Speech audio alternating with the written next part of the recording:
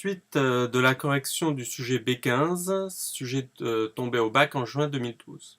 Donc exercice 2 maintenant, c'est un QCM.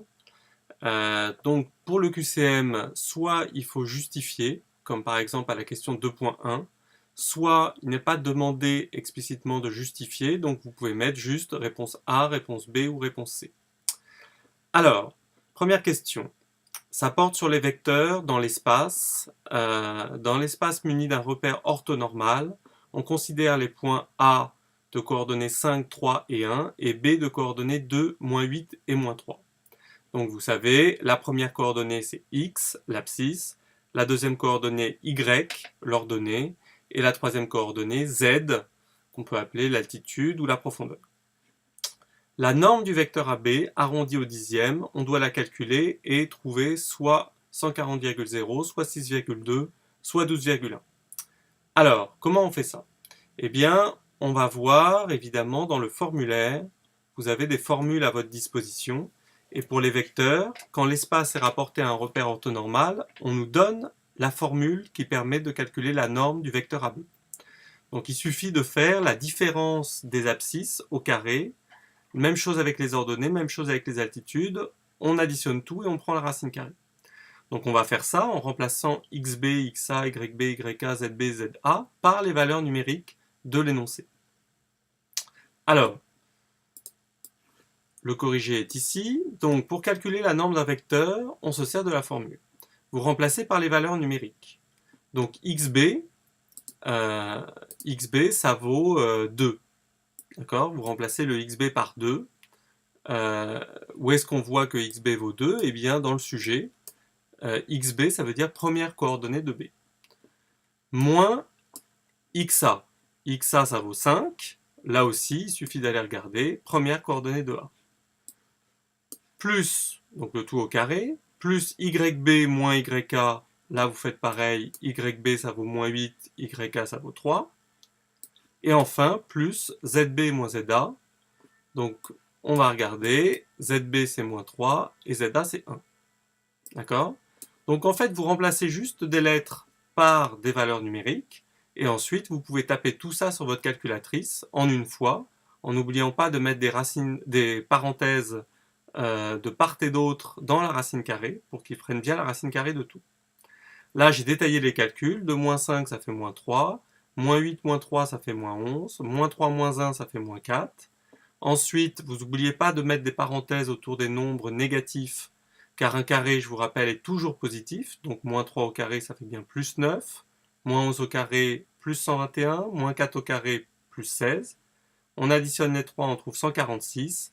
Et si vous tapez sur la calculatrice racine de 146, vous allez trouver arrondi au dixième, c'est-à-dire un chiffre après la virgule, 12,1. La réponse exacte était donc la réponse C. 12,1 étant proposé ici. Deuxième question. Là, il ne faut pas justifier. L'équation x au carré plus 4x moins 60 égale 0 admet pour solution, voilà, on vous propose deux solutions à chaque fois. Donc vous reconnaissez une équation du second degré, puisqu'il y a un x carré, et normalement vous devez savoir résoudre une équation du second degré, peut-être encore une fois, grâce aux formules du formulaire. Une équation du second degré à cette tête-là, et je vous rappelle qu'il faut calculer delta, b au carré moins 4ac, et suivant le signe de delta, on a soit 2, soit 1, soit aucune solution. Là, je pense que ce n'est pas la solution la plus rapide, puisque comme on est dans un QCM et qu'on ne doit pas justifier, eh bien on va pouvoir essayer les solutions, les valeurs proposées, les unes après les autres. Donc on va remplacer x à chaque fois, là-dedans, d'abord par 6, puis par moins 6, puis par moins 10, par exemple.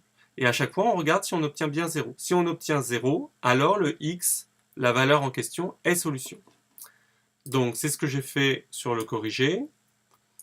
Alors, en remplaçant le x par 6, vous calculez 6 au carré plus 4 fois 6 moins 60, vous faites ça à la calculatrice, ça donne bien 0. Donc 6 est solution.